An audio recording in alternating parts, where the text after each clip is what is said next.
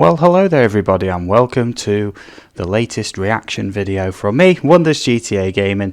In this one today, going to be covering the Jurassic World Evolution 2 monthly highlight, which streamed live literally 13 hours ago. So I'm going to play it back. It's a 1 hour stream, just going to react to it, see what bits of information are in there too. And yeah, hope you enjoy. Hopefully I don't get a copyright strike for this. Please don't. You know, I'm doing this to, try and build anticipation for the game and find out details, bring that information to you guys as well. Okay, let's go. Hello everyone, and hello. Welcome to the first monthly Spotlight, Jurassic World Evolution 2 monthly Spotlight stream here on Frontier Development's Twitch channel and on the Jurassic World Evolution 2 YouTube channel. My name is Jens Waller. I am part of the community team here at Frontier, and today we're going to be talking a bit about some of the stuff that we've announced and revealed and all that good stuff during the month of June. Thank you so much for joining us. It's a pleasure to be here. Thank you. And to do that with me, I have Rich Newbold. Rich Everyone. Newbold. How you doing, Rich? I'm great. Yeah? Tired, excited. Yeah. It's been a month. It's definitely been a month. Yeah. Anything new happen? It's been a month. Recently? I learned a new way to cook noodles. Yeah. That's about it, really. Yeah, No, a lot of nothing noodles in major. your life. Well, a small amount. Yeah. Reasonable amount of noodles. Seems like a down-to-earth guy, him Noodles on the and left. dinosaurs, I that's like how his it goes. t-shirt Oh, too. dinosaurs. Yeah, exactly. We did a thing. We announced a game. We did announce a game, and it's been incredibly exciting. I've been chomping at the bit to I guess use a bit of a dinosaur. Oh, the chat's moving. to put Jurassic World Evolution 2 out. He really has. Like up until the announcement, I can't wait to tell people. Best put a like on this, eh? You know, we've been working on all this stuff behind the scenes for a while, and then suddenly, suddenly it's out there in the world, and we can finally talk about it. We can tell people, hey, this thing we made, it's coming. And it's coming later this year, and we're very excited about it. Link to this down below, by the way. Forgot to say that. As you probably can guess from the title of this stream, we'll be showcasing and discussing some of the news and announcements from the past month.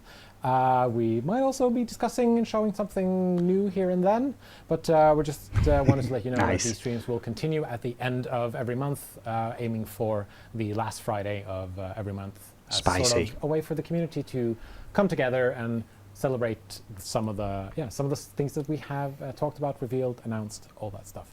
There's not going to be live gameplay on these streams, but you'll get to see trailers. You'll get to see maybe some behind-the-scenes videos, some screenshots, some I like a laugh. Some work in progress assets we will see. Maybe also some gameplay footage, depending on what we have. If you're enjoying this video, please drop a like.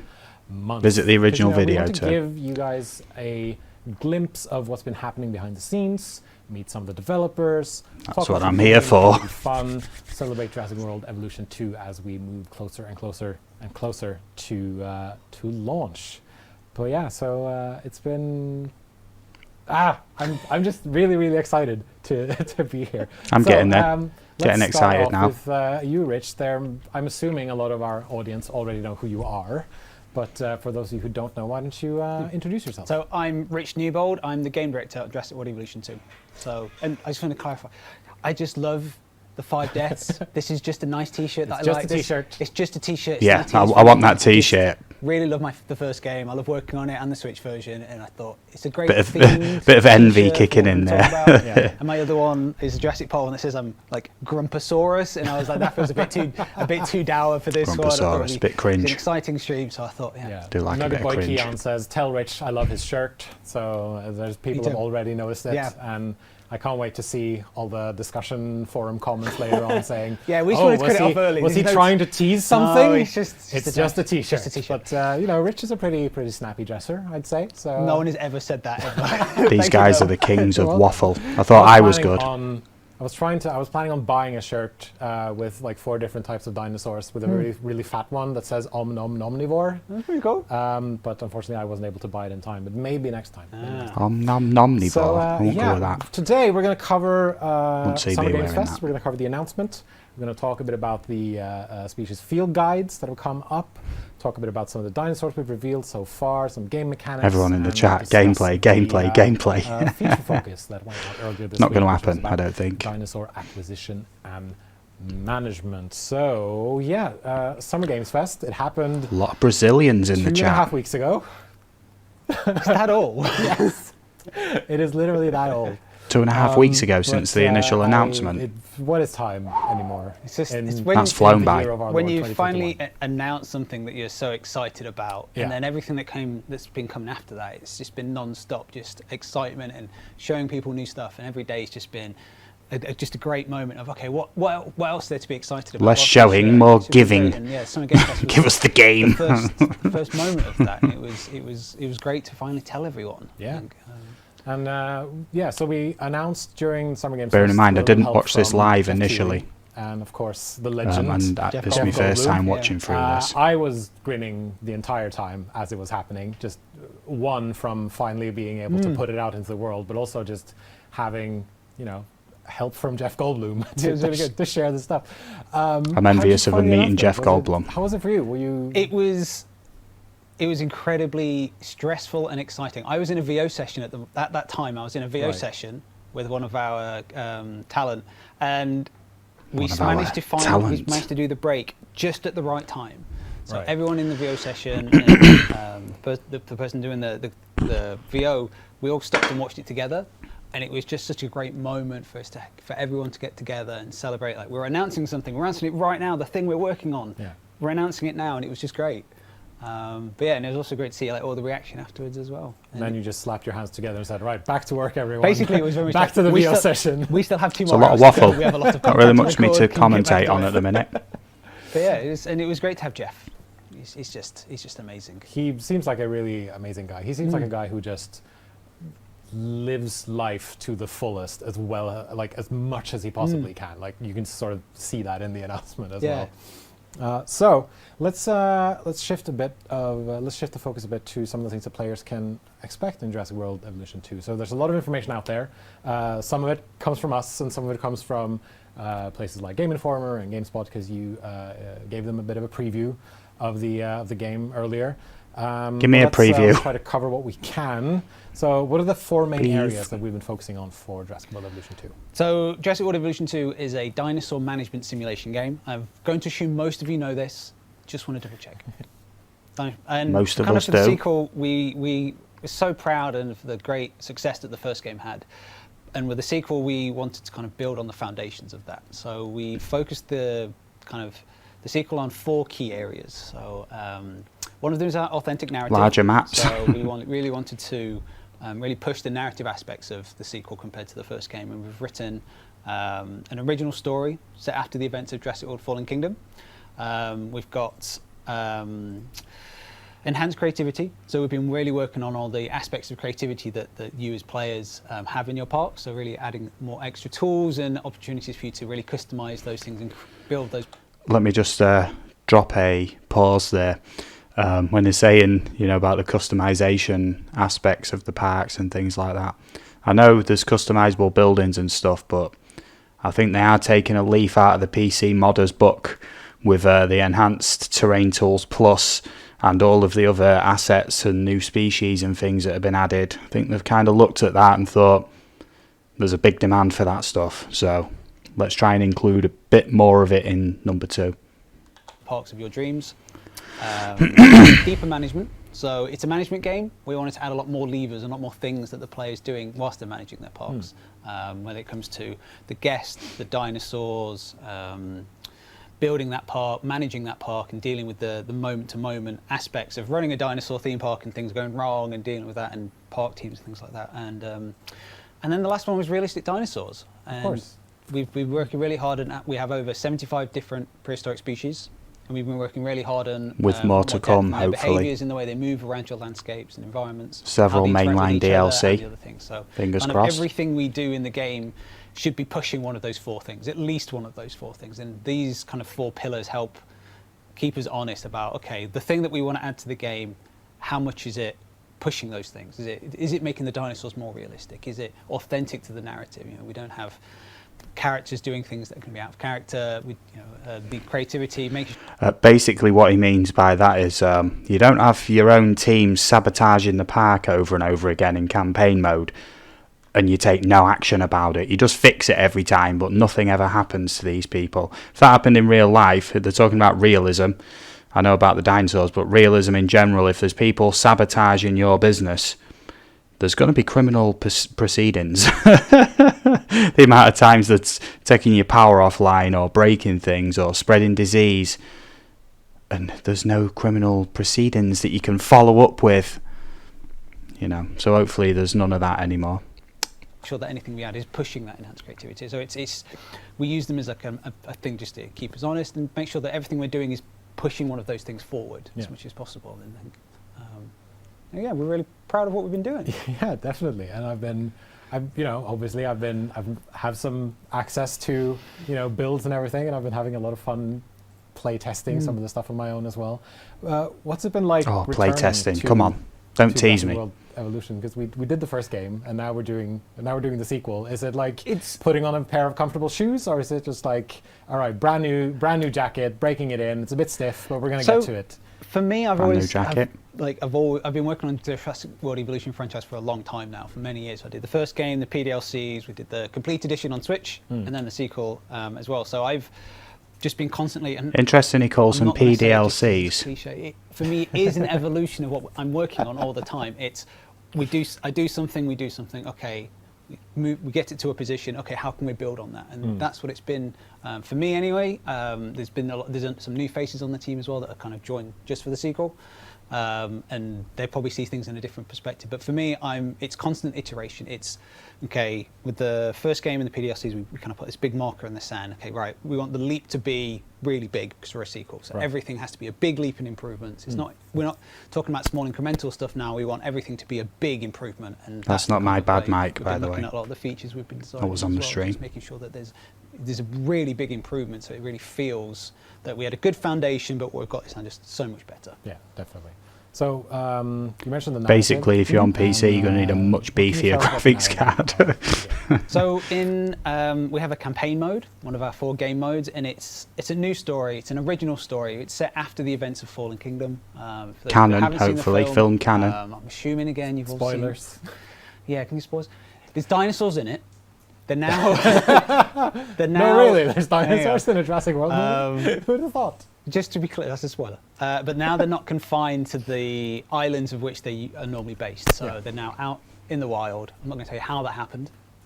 Just keep that bit free from spoilers. But now the player in Jurassic World Evolution 2 is going to be in a story dealing with that crisis. They're going to be working alongside characters that are from the film returning again. We have Bryce Dallas Howard return as Claire Dearing, kind of building facilities to deal with that problem. So we've nuanced some of the gameplay a bit, because the first game was about building these theme parks, building these greatest attractions the world's ever seen, building these theme parks on the 5 deaths.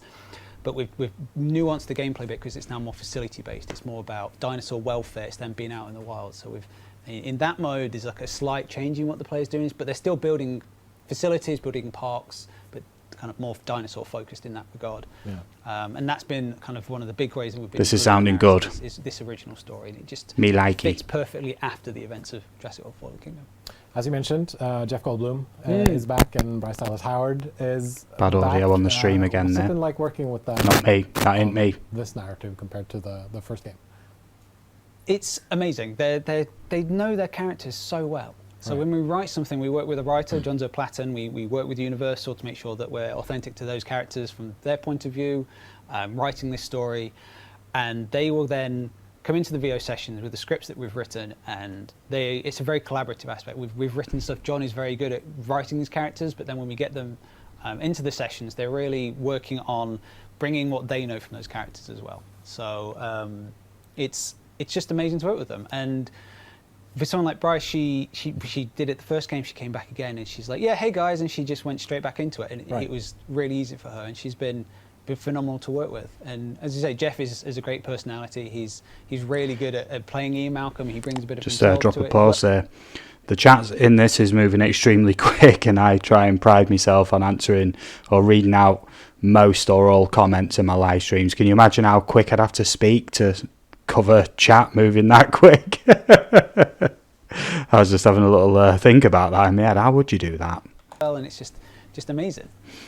I got to say, it's been very weird hearing you refer to them as Jeff and Bryce. Oh yeah, we're like BFFs Because- now. Yeah, exactly. Yeah. Yeah, Pally I'm just Pally. very- I don't know. For me, they're still. Yeah, Jeff's coming very- over for a celebrities, beer. You know, they're still like sort of They- out there, All right. they- external people that I don't know. So I think they still are for me, but Right. I've had, I spent many hours with them doing VO, and there's a small amount of familiarity that allows me to feel more comfortable saying Sure. it. But yeah, they still are. It's still Jeff Goldman, still Bryce Dallas Howard. It's still an amazing. They're still amazing people that I'm probably never going to casually talk to, probably in a coffee Yeah. shop or something. But Yeah. like, it's still just been great to work with why them. not use the opportunity when you have it Ooh, to try that's to bad be more audio, friendly that's with not them, me. Try to use their first names. It was interesting around the when we were building up to the announcement. Because then you had to differentiate which Jeff you were talking to, if it was Jeff Keighley So or, many confusing or Jeff conversations. Goldman. Many different. So Jeff 1 and Jeff 2, Yeah. I guess we could have started calling them. But yeah, are there any other familiar Jeff characters Goldblum's the players Jeff can 1, always. expect? I know our Reddit audience has been very worried about Cabot Finch. There was a whole thread. Do not worry about asking Cabot. about the He's status. back. We love Cabot. Like Cabot Finch is back. And John, the writer, we love Cabot. We love writing for him. And Graham, who plays his voice, yeah, who does his voice, Yeah. is so good at that character. And between John and Graham, they've brought to life such an amazing character. I'll have that to we add a really few love, Cabo and he's Finch definitely lines gonna be back. with me He's redeem definitely, commands he's in the definitely streams, gonna I think. be, making a joke and then being like, no, I'm being serious, and then he's still going to make jokes. He's just such an amazing character, and we love him. And it's we've been working hard to balance the amount of Cabotness he is, because sometimes he can go very Cabot. Cabotness. We just want to bring it back a bit, just so that he's very additive to the experience. It just gives you that. Cabotness is nice kind of humour break. Yeah. a new word. Dinosaurs are eating people. I need to deal with this problem, but Cabot's there, be like, hey, why are you not making me money? Like. Dinosaurs are eating people. That's going to be bad for business. Yeah, Like, Nah, that's good for it's business. Trying to get the balance, but yeah, we just love Cabot. So he's back. Do not Yeah. worry. Timbo Jimbo says Any yes, news Cabot. is good news. I think he's had like 3 divorces between the first game and this game. But yeah, nothing, 3 but divorces he's in working behind the hard to scenes. kind of bring in the characters from the first game in a way that really fits the original story. So even though Cabot isn't, Hopefully that sabotage mechanic's gone. he's not a That film really character, annoyed he's an me. original character by us.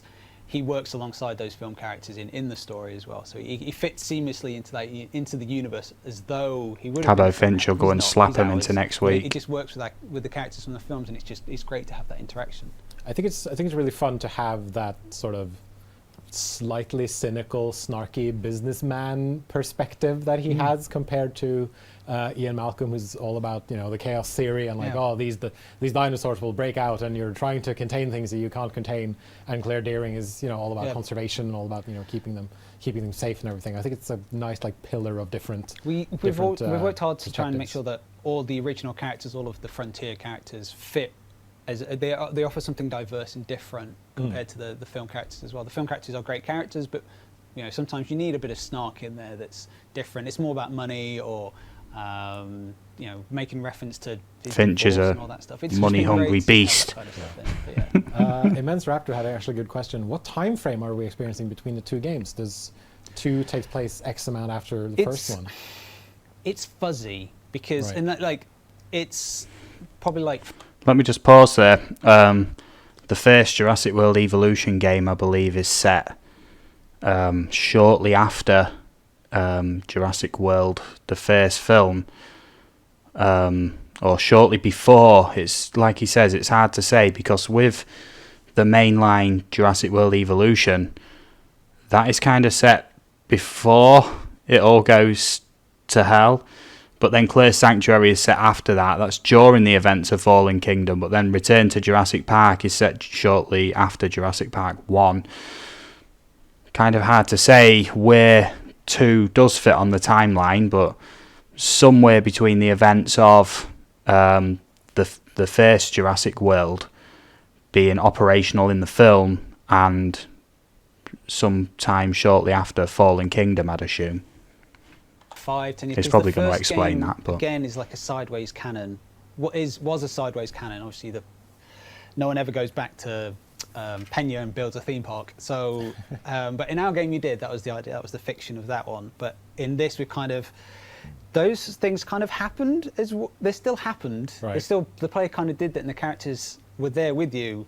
But obviously in the films that never happened. So we've kind of melded the two universes together. So it's our original story set after Fallen Kingdom, but we've also brought our original characters from the first game. And so kind of they do make some reference to the stuff they did in the 5 deaths and their roles in that game as well. So, Fair enough. Yeah, it was a challenge, but you do know that when Dominion comes out, there's probably going to be a mainline DLC for Dominion as well. To meld those together. And dinosaur packs and things. It sounds like an interesting process and a bit of a challenge, of course, but it's probably a challenge that's you're able to overcome with a bit of work. That's what writing scripts is Exactly, all about. We need about. to solve this problem. Let's just write the problem. No, we solved the problem with writing it. So let's switch tracks a little bit and talk about the different game modes. So there's 4 different game modes. That's in the right. game, So the campaign mode, I've been through that one. That's the original story. That is with the players kind of dealing with these dinosaurs now out in the wild. We have Chaos Theory mode, which is another narrative mode, which is about the player going back to like key moments from the films. I'm really interested in the Chaos Theory mode, but with a twist. I think we're going to talk more about that in the next few months as we get closer to launch. Challenge mode, so that's the kind of the classic challenge mode, testing the player's ability to build parks. We've worked hard on trying to make that a bit more interesting and a bit more different. So there's going to be different parts of that challenge mode, and then sandbox mode. Be creative, and those are the 4 game modes, and we've been working hard to make sure that each one has a lot of depth and replayability, and can be. I think there's bots in the Definitely. chat. People keep been messing around in sandbox mode, spamming the same commands again. Slow mode turned on. Trying to make something that looks I should slow it down a bit. Like a traditional dinosaur. I'm very, very much that cliche developer that is really bad at making anything pretty in my game. Oh, me too. I'm 100%. I am constant. When I started working on the first game about a year ago, I was completely blown away about all the things that our community was able to make with just the simple sandbox tools that we have in the. We'll have to stop it there.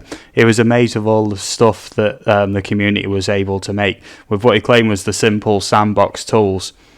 Have they taken a leaf out of the modders handbook? The mods, I really hope the mods for this are going to be next level mods. I know I don't make mods, but I am going to start learning. I really do want to get some of my own original mods out for this game. The first game, so I'm very excited to see what they do with the sequel. I've had that across all the games I've been a part of that have been creative. I'm like, I have no real artistic creative bones. I've been watching Planet Coaster and I worked on that. I was like, I could never make these pretty things. And even this, I'm like, pretty parks. I'm like, I claim to be a bad park builder, but I'm like, yeah, just go from A at the same time claim to have the biggest, most ambitious park build on YouTube. So grids, it's all grids. No, I'm just like, the fences are just like really weird Soon angular coming. things. Oh, that's fine. So out of the 4 modes, which one's been your favorite so far, if you have a favorite? I love all of my children equally, but I really enjoy challenge mode. It's always been the one that kind of the mode. Challenge is a that appeals to me beast. most because that's how I like to play the games. I like to challenge myself to get to 5 stars as fast as possible with the different difficulties, and that's always Jurassic the thing I like to do. I always difficulty. like to race against time and do that kind of stuff. So that's always been the mode that I would gravitate towards naturally. But I've loved developing and making all of the modes and putting so much love and attention to, so that no matter how you as a player will play them, there's always something that's going to be really enjoyable. So if you want to play the campaign or the Chaos Theory or something, then there's going to be lots there for you as well. Yeah, I'm personally very excited to see how people respond to Chaos Theory when we sort of reveal what all that thing is. yes, let me just pause it there. The Chaos Theory mode, obviously it's set across multiple different like periods of the Jurassic Park film franchises and whatnot, where you can try and alter the events and things like that. Hopefully that'll bring a lot of assets in terms of things like buildings, map locations, and like ornaments, decorations, things like that. Bring all them in into Sandbox. If you remember, Jurassic World Evolution 1 by default was severely lacking in decorative items. Thank goodness for the modders. I know I do sing the praises of them modders, but they are doing the work, you know what I mean? They're just filling in the gaps that these guys didn't do in Jurassic World Evolution 1. big thank you. Is about beyond what we've said Yeah. already. I think, I mean, there's some speculation out there already, and I'm sitting there just sort of rubbing my hands together a little bit, knowing what's real and what isn't. It might seem we're just being really mean, but it's like we want to. There are times when we want to show you guys things that we're ready to show you. It's like we're not. We're not holding back information because we want to be cruel about it. We're holding back information because sometimes things aren't ready, and we will of course share more as we continue on towards launch later this year. But we're going to be briefly switching out, well, not briefly, we're going to be, for the rest of the stream, we're going to be switching out Rich for another guest. We're going to be bringing in Adam, the game's executive producer. So Next month, going to go for a swapperoo on the guests. Until then, we're going to have you get a look at the very first species field guide of an old favorite, the Triceratops. So take it away. We've already seen this. If there's Jurassic Park music in this, I may have to... The Triceratops is one of the most recognizable herbivores to ever have existed. It is best known for its trio of facial horns. These adornments are not just for display purposes. The brow horns in particular can inflict considerable damage to any dinosaur that dares to provoke it.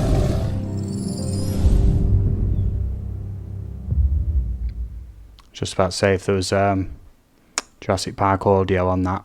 If that audio was missing, it's because I've removed it for copyright reasons. Not I've removed it, YouTube's removed it. I've been skating the line for a while on that one. Alexandra Correa in the chat. I see you. Okay, back soon. So, yeah, let me just hit a pause on that. Just kind of skim through. It looks like it's just going to start like pretty much straight away again.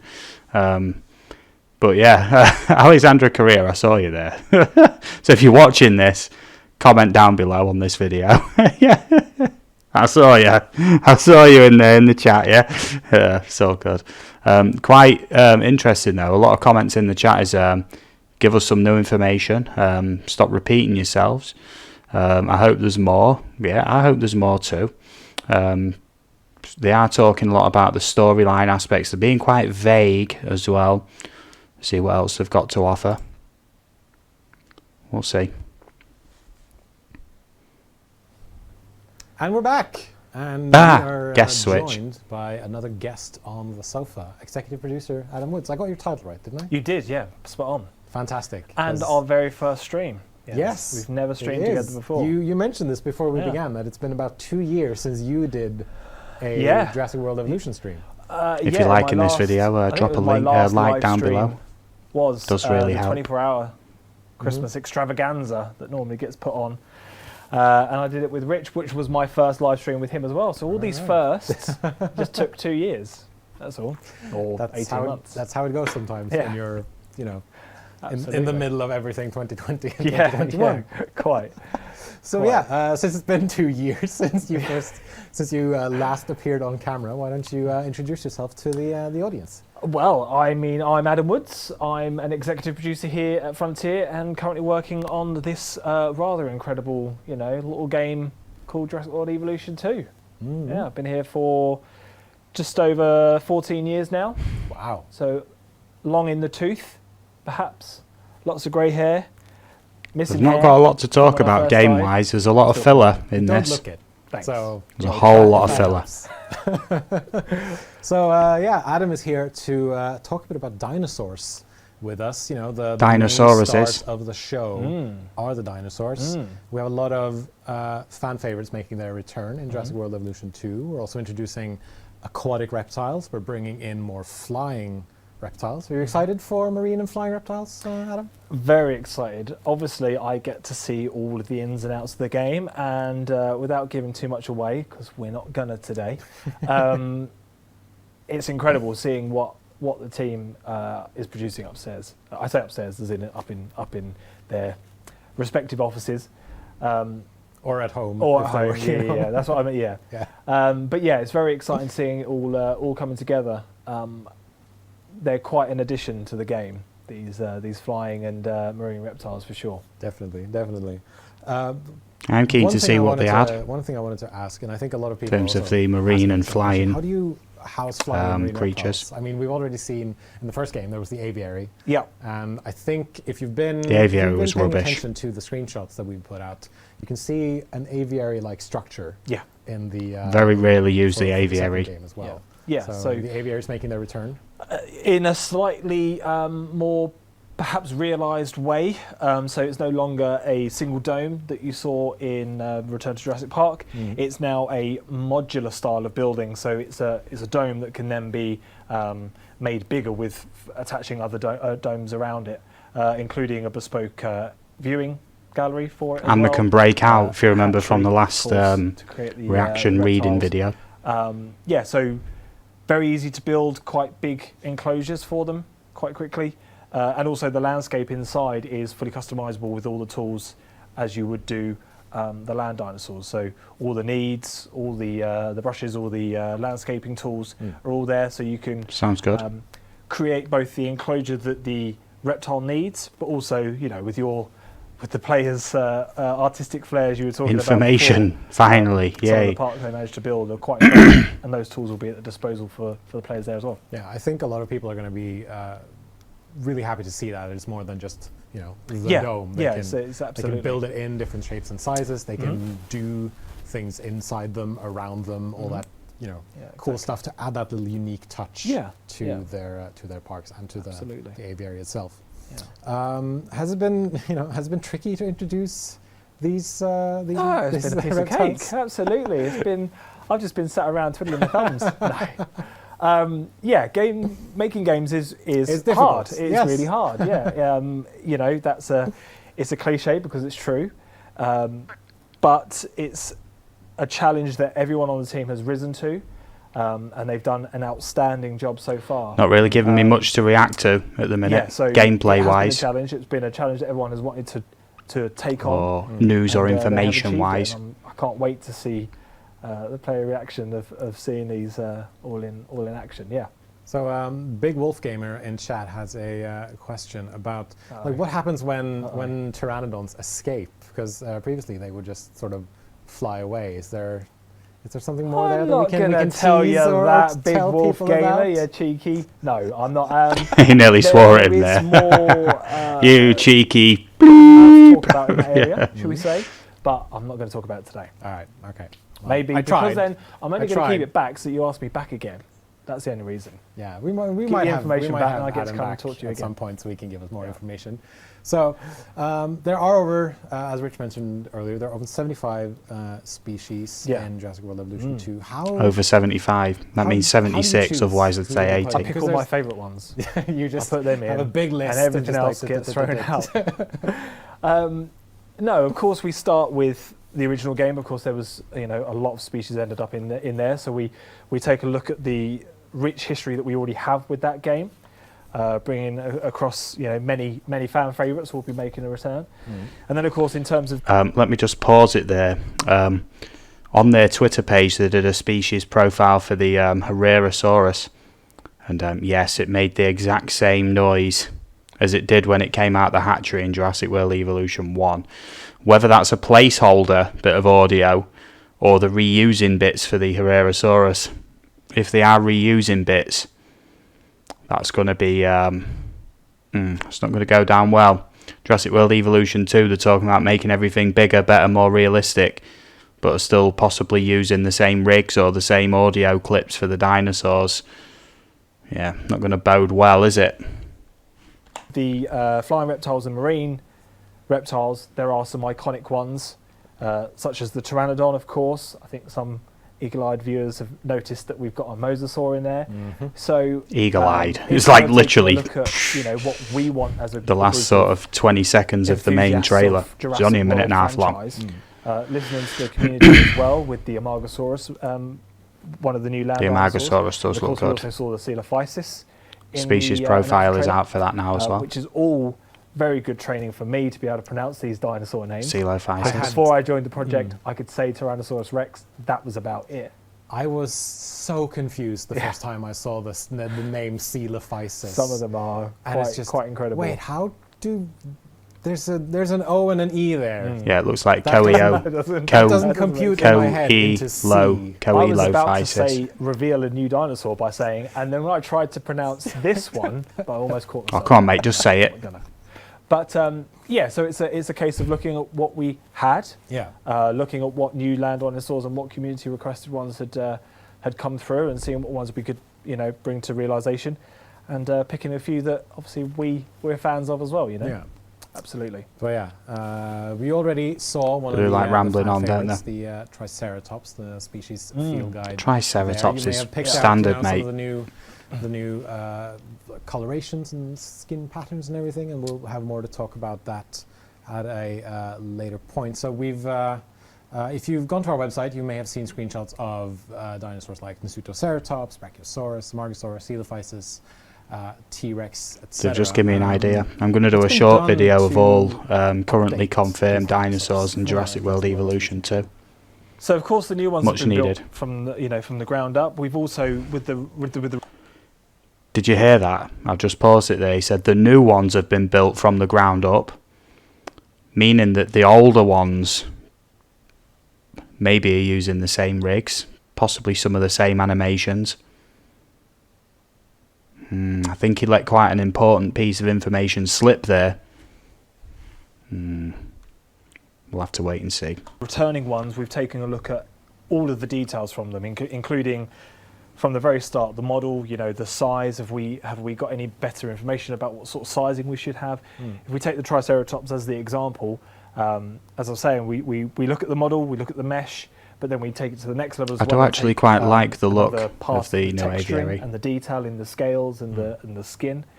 And as you were mentioning just before, the customization, the variety in both skin and pattern colors has dramatically increased over the original game.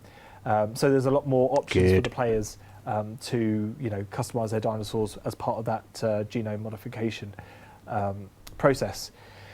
But it doesn't just stop at the visuals, of course. We've looked at some of the behaviours, social interactions.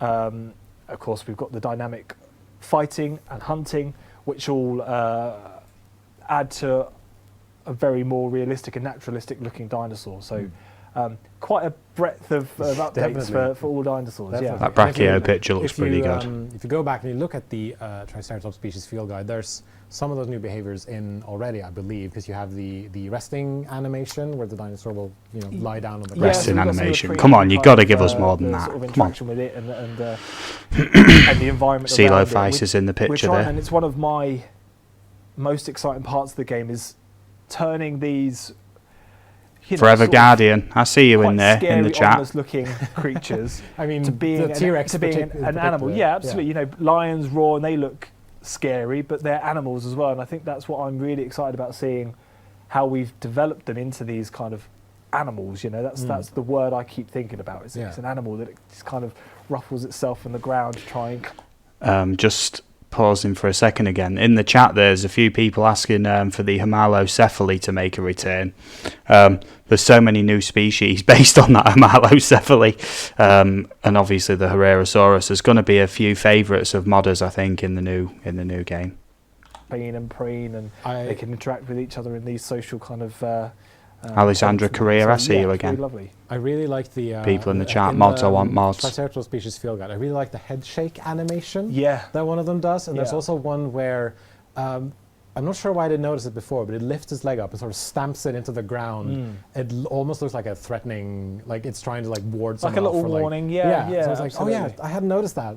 Until I watched it the 4th or 5th time or something, and I thought, yeah, that's like the small touches that I really like as a player. Exactly, and it's an interesting point that the game is obviously as Rich said, a dinosaur management simulation. So you kind of got a point of view of your overviewing, look at the park. But then when you dive down, you see all that detail, and you see the detail in the animations of the. It's going to be a graphics card melter. It's quite incredible. Yeah, it's quite incredible what the animators have done. And speaking of species field guides.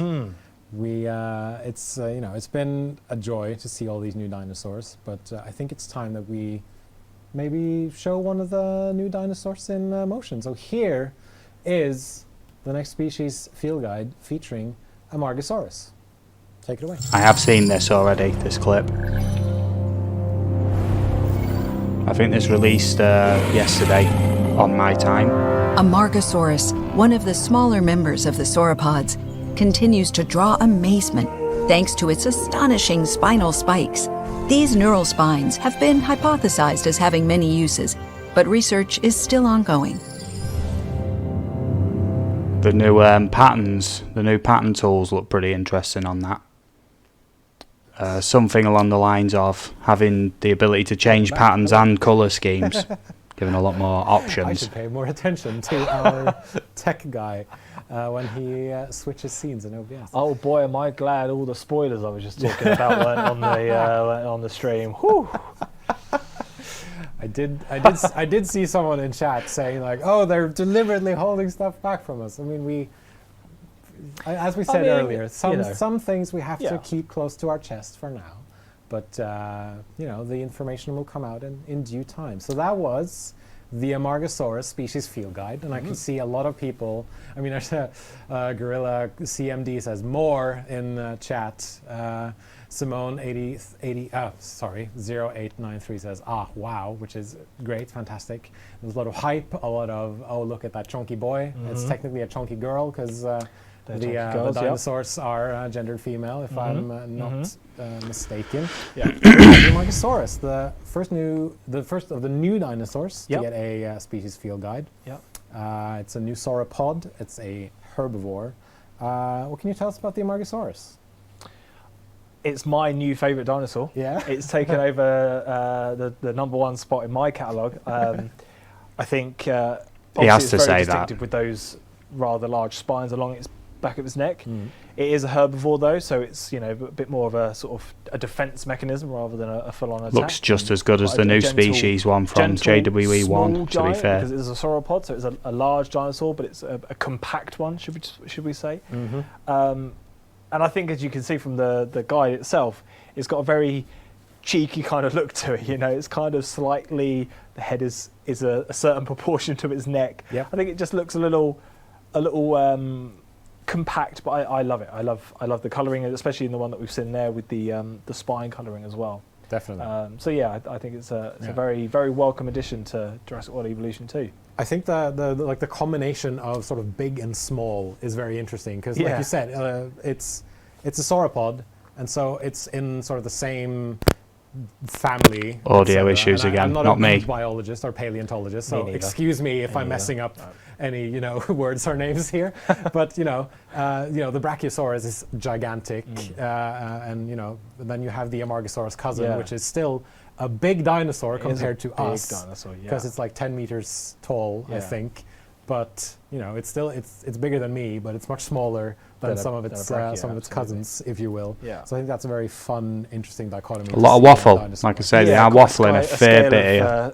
Of sizes in that family. Not giving a lot away. Sure. I'd like to know.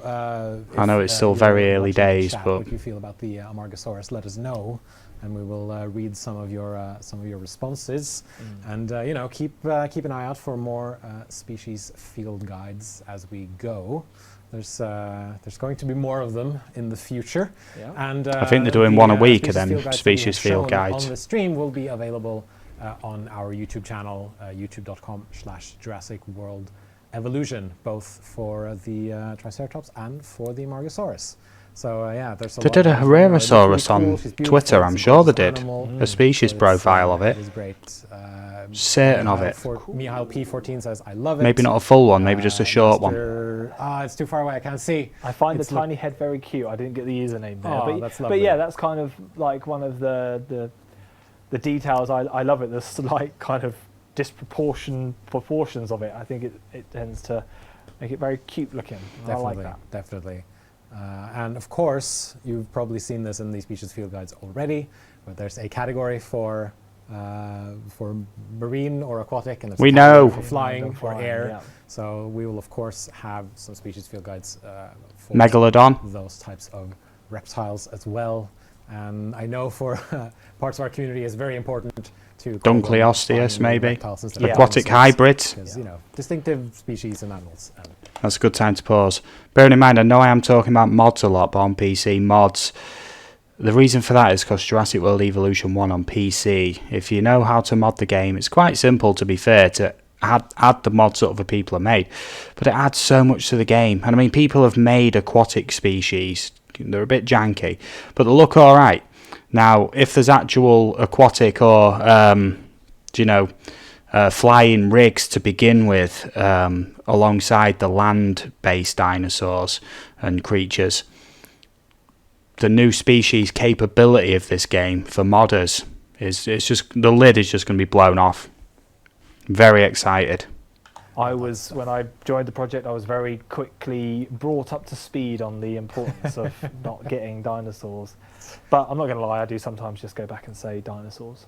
It is pretty easy to sort of just lump them in together. I remember we did a Know Your Dino a few months ago, and it turned out to be the Pteranodon from the first game. And we had a lot of comments saying, this is not a dinosaur. But then if we'd called it Know Your Flying Reptile, it would have given it away immediately. It would have been a bit easier. Everyone would just go, it's a Pteranodon. There you go, yeah. It's all right. I'm a little underwhelmed so far. The last thing I think we should talk about is the very first feature focus that has come out. And it's a big one, but it's a lot of information there about dinosaur acquisition, dinosaur management. So let's talk a bit about that. So in certain modes, you're still bioengineering dinosaurs. That hasn't necessarily changed in the grand scheme of things, but we've improved the process in several ways. So you can, for example, create dinosaurs in batches in your hatcheries. Batch release looks pretty good. Absolutely. So it all starts obviously with DNA, and you still need to send out your expedition teams to find that DNA, get enough of the genome sequence ready for actual trying to synthesize. You will be able to apply modifications to that genome as you see fit. We'll probably talk a little bit more about some of those details in the future. And then once you're ready to go, you then we have 2 stages before you actually release dinosaurs or reptiles now. The first stage is synthesizing these eggs, at which point you can then synthesize, or depending on the species, different number of eggs. Alexandra Career in the chat again. And then depending on how many are viable at the end of that stage, you can take them on to incubation, and then ultimately that's when you're releasing these mature, ready dinosaurs and reptiles into your park through your various hatcheries. Yeah, and as you probably saw in the Amargasaurus species field guide, we had a small clip in there with 2 Amargasaurus being released at the same time. And I think also, I believe it's in Game Informer's write-up about the preview you gave them. There might be a GIF or 2 of some Amargasaurus coming out at the same time. Yeah. Shout out to Andrew Reiner and his Twitter feed, where I think he also posted. Yeah, I have already covered that. I will provide a link to that down below. Did a full reading and reaction to that article. Lots of good information in there. Sort of playful nature, you'll see it when you go and have a look. You'll know what I'm talking about. But it is lovely. So yeah, that's an example of a slightly larger species having two eggs able to be synthesized, incubated, and then ultimately released. And species will change, like I said before, depending on their species, how many you can do at once. Yeah. And of course, there's been a lot of questions about juvenile dinosaurs, baby dinosaurs. There are no plans for juvenile dinosaurs or baby dinosaurs. Boo. They will be raised to maturity, to adulthood, before you release them into your parks. So we want to give you the full. It can be done in Jurassic World Evolution 1 with mods. As they're released. Throwing that in there. Another thing that I find really interesting, and I think is a great upgrade from the first game, is the ability to now do dinosaur release via airlift. Yeah, absolutely. So you can just sort of split your enclosures and your hatcheries at the same time. Yeah, I think it was a quite highly requested community feature. It's a great quality of life addition to the sequel, and you can now, as you say, Jens, you can decide to either release it within an enclosure that's part of that hatchery, or you can choose the airlift option and perhaps move it to another one. So that gives you a bit Ultimate Mixed Eras 1.71. Anyone? Perhaps you haven't got the most amount of money. It means you can kind of run with just one hatchery with multiple enclosures. So it adds a lot more flexibility at different stages of your park building career. Carrot Scrap says, yes, this is the feature I really wanted, so that's excellent. We have at least tick. one player who says, yes, this is great, this is great. So tick for that, absolutely. And of course, there are some modes where there will be some wild dinosaurs. Yeah, so not only do you, or will you be able to, in certain modes, create dinosaurs from the DNA that you can find, or from the dig sites. There will be certain events, certain narrative events, and certain other trigger points throughout different modes that means the player will then have to deal with live dinosaurs that are going to be transported into your park. So that adds another. What it means is transported in. Like I was kind of hoping within your park, you could kind of set a fence boundary, and then outside of that there would be wild dinosaurs here and there, and you could send ranger teams out to go get them and bring them to your park. Just appear randomly, that would be a nice feature. The different way of managing these live dinosaurs, bringing them into the enclosures, making sure they're set up and ready to go.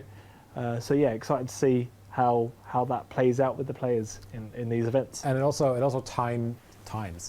That's what I was looking for. It also ties into the theming around the game being set after the events and inspired by the events of Fallen Kingdom, where dinosaurs come out into the wild. Yeah, it's a very different world. Yes, a world evolved, you might say. Jeff said in the announcement trailer, it was a very different world out there now. Yeah, it'll be exciting. So a big new feature that we talked about in the feature focus are dinosaur territories. I was wondering if you could talk a bit about that. Yes, so as part of the realistic dinosaurs area that we're looking at, obviously they are, as we've said, the heart of the game and the stars of the show. We've added a dynamic territory system into the dinosaurs. So now when they're released or put into an enclosure, they will start to claim territory. I am interested in that feature. It's pretty good. So it's not just an arbitrary kind of claiming. Different species will have different size of territory that they need to try to maintain. And they'll seek out their needs. So, for example, the Triceratops will need water, grassy plains. I think it needs some forest cover, those kind of needs, and it will seek within its nearby vicinity to find these things. The territory will also expand and shrink over time. So you'll start to notice that they sort of almost patrol the edges of their territory, trying to keep it at the size that they need, as well as joining up with any. Sounds like a cool feature of the same species. So two trikes would form. You nearly said T-Rex. Bigger territory. So that's quite an interesting feature. Someone in the chat, any DLC? It's a bit early for that yet, mate. Behaviours of these. Alexandra Correa again. Big shout to Alexandra Correa. Multiple appearances in the chat. Cool. Will it change the population and social systems from the first game? Yes, because of course it's what sort of their needs are driving their territory, and part of that is the social side of things. So yeah, we should see quite a change. And we'll have more to share about this stuff in the future, of course. I saw a very cute giggling future. Spinosaur now, the dinosaur, please now, with a Y. Please now. Spinosaur. So I just wanted to give them a bit of a shout out. That's a fair shout out. That's worthy. So moving on a little bit, there's paleobotany is now a very big feature. We introduced it. Sorry about that. Just need to take care of something there. Okay. Game with the Claire Sanctuary DLC, but now it's a core feature, especially for when you're housing your herbivores. So I'm assuming they work together with the territory stuff. Yeah. So herbivores need feeding. We don't have the herbivore feeder anymore. We have these paleobotany plants, these prehistoric extinct plants that we've brought back to life. We've reimagined them for the sequel, and you now basically you'll have understanding of what the herbivores need, and then you'll use these paleo plants. That does sound interesting. To, place them within the enclosure. I hope it's not going to make it too awkward to place different herbivores together, though. To provide food for your herbivores. So yeah, creating quite a more realistic as 65 billion years ago we can imagine. 65 billion. But realistic and natural kind of enclosures. And perhaps some very interesting enclosures, if it's big enough, perhaps you can try what a herbivore and a carnivore may get along with or not, maybe. That was actually going to be one of my follow-up questions, because that is a question that we've gotten a lot from players. Like, does that mean if I have a big enough enclosure, can I keep these different kinds of dinosaur together? In theory, if you can manage it well enough, yes. You know, they will build and they'll be happy within their territories. You might find, you know, some little areas of contention, perhaps. But yeah, I think. So they will still fight then. Areas of contention, they're going to fight. Yeah. The dinosaurs that I'm particularly interested in feeds into how they're going to be enclosed and how this territory works. So I'm really interested to see what kind of enclosures players will build with these new tools, with the territory system and the paleobotany. Definitely, I think it'll be very, very interesting. And I think I know there's also certain dinosaurs that we'll see cohabitate better than others. I assume a lot of herbivores will generally get along, but maybe there'll be some infighting or overlapping here and there. Who knows? Absolutely. Well, we'll find out. We do surface quite a bit of information to the player to understand how to sort of build a harmonious enclosure. But there's always going to be people that want to see what happens when the power gets taken down and all the fences are out of action, right? Exactly. Who knows? That might happen. Who knows? Yeah. Who knows? So we've talked a bit about, we talked about territories, we talked about paleobotany. We mentioned earlier a little bit about the, animation work and yada yada yada behaviors. And what do I got in my notes here? I don't think I have anything else in my notes, actually. But I've been grilled and I passed the test, did I? You absolutely Thankfully. did. You absolutely did. But yeah, I think. That crackling is killing me. It's not me. Towards the end of the stream here, let me just check my notes. I've got a lot of notes here that I need to double check. Stalling for time. All right, I think if we have a. Everyone's moaning about the audio in the chat there. Take a couple of questions from chat. This is where it all goes off script, and I'm not sure what you're going to ask me now. Yeah, well, we'll see. We shall see. We shall see. I'm sorry if I scraped my microphone on top of my microphone there. Zip. Now it's happening. Now it's happening. Oh, there we go. We've got to get past the microphone. Yeah, sorry about the mic problem. Sorry. I see there's obviously a lot of questions about things like Camp Cretaceous content, and we don't really have anything to announce with regards to Camp Cretaceous content. We think it's a really cool show, but we don't have anything to announce regarding Camp Modders. Evolution 2. Dio. How do you house the aquatics? Dio Kiryu asks, what are you most excited for? I mean, we asked Rich earlier. What are you most excited for, Alan? I'm most excited about seeing these animals in their enclosures and seeing that natural side of them. That's certainly what I'm most intrigued by.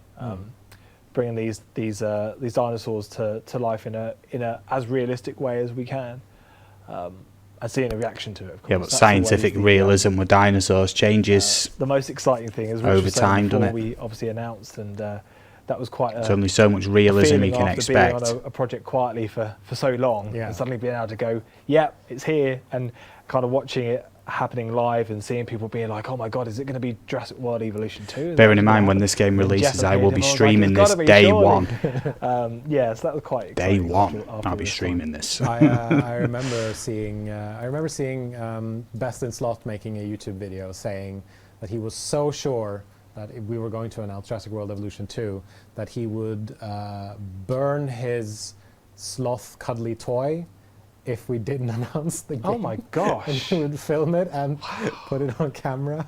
Thank goodness we didn't need to do that. Yeah, thank good. So I see a lot of questions in chat about aquatic reptiles. Just once or twice. We are not really talking more about aquatic reptiles today, unfortunately, but you will, of course, hear more about it in the future. Release date we haven't announced yet. We haven't announced anything with regards to pre-orders as well, just to sort of get that. It wouldn't surprise me if this does end up getting delayed. And if you're asking if this happens with a lot of games, I'm not going to say most, but a lot. Does seem like they're on it though, I don't know how, on schedule. I was like, hopefully, holding up a newspaper or something. I don't know how to sort of show, but no, it's definitely here. I couldn't even give you the date because I could have put that pre-recorded as well. Yeah, no, it is. I'm afraid. I don't have my watch on me, so I can't. I'll tweet straight after this. I'll be like, "Hi, here it is." It is the 25th. Yeah, but I don't have. Yeah. All right. So, there's so many questions just coming around. How are you guys doing today? I'm doing really well. How are you guys? How are you doing, Adam? more filler. I'm good. I'm excited. I'm always nervous pre-stream, especially after so long. But it's lovely to be talking about it, and kind of you feel like you're unleashed and ready to talk about the game for after a while. So I'm all right. I'm a little bit tired as well, but I think we all are, right? I'm pretty good. It's been busy, but I'm pretty good.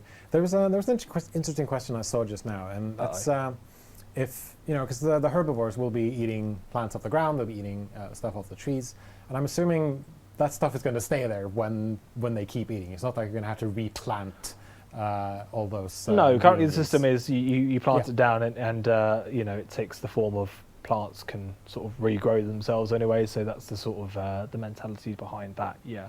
Good. You will need to obviously make sure you balance what paleo plants are in your enclosures when we're talking about the dinosaurs that can live together, particularly in the herbivore things. If you have Triceratops and Brachios together, for example, obviously they'll just by their size will have very different plant needs, so you need to balance it. But so there's a question here from it's a bit of a poor username, unfortunately. Idiot on duty. I'm sure you're not an idiot. Oh, no. But so there's I believe Rich mentioned it briefly in a come on, get to it. Twitch last week, that we've been looking into redoing some fight mechanics, hunting animations, and all that stuff. So there's a question here from poor idiot on duty saying, will other herbivores help each other to fight carnivores or to defend each other? You probably can't get into too much of that, but it's an interesting question, I feel. It is an interesting question.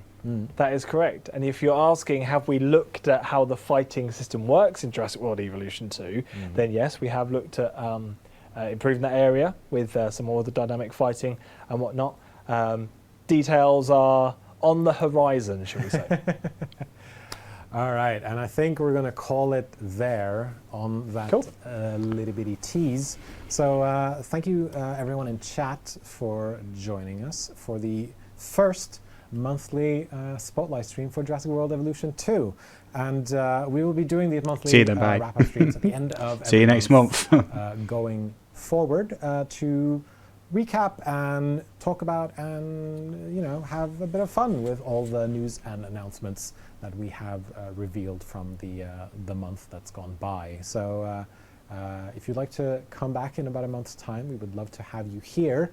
And I'll try and cover the next one live if I can. On the final day of every month, there's a lot of stuff happening in the future. We're also going to be posting some write-ups with links to articles and to videos and a bunch of other stuff as well, wrapping up everything that's been happening. So stay tuned for that. But until then, we are going to be signing off, and we will definitely see you at the end of July. And thank you very much to you, Adam, for Thank you for having me. Thank you to Rich for joining us. Shout out to the mods in chat. Thank you to Heather very, very much for joining us. Thank you to Tim. Yeah, they're just going for all the thank yous now. I think that's a good time to end the video. Obviously, the stream ended there. I didn't watch that live when it was streamed. I've basically saved myself for this reaction video, so yeah, I am going to be doing a lot more reaction type stuff to Jurassic World Evolution 2 and the news relating to that, and a lot more Jurassic World Evolution 2 content in future. Of course, I do plan on streaming the game day one as well. Literally, hopefully it can be pre-installed on the system and then basically played as soon as it launches, and I am going to be ready to stream that like the exact second that it goes live, ready to play. If not, my download speed's super fast. I've got a good PC. I'll be able to install that bad boy in no time at all and get playing it. So yeah, if you want to see that in future, hit the subscribe button. Obviously I'm doing all the shorts videos for Jurassic World Evolution mods, modding guides as well, live streams of Jurassic Park themed games, sometimes cover Red Dead, or I may do in future if that gets an update. So yeah, if you've made it this far in the video, thank you very much, it's much appreciated. I've tried to comment as much as I can on what's going on there, but there was a lot of filler, a lot of stuff didn't really relate to the game. It's just about how everyone's doing and whatever, and not really any substantial bits of information that wasn't already known. So yeah, I've done my best to give my insights on it. Yeah, other than that, it's 6:15 in the morning for me, about time I go to bed. So yeah, I'll catch you all again in the next video. Thank you everybody, see you in the next live stream, see you in the next video. Hit the comments if you have any further questions. Yeah, all the best everybody, have a nice weekend, all the best, bye bye.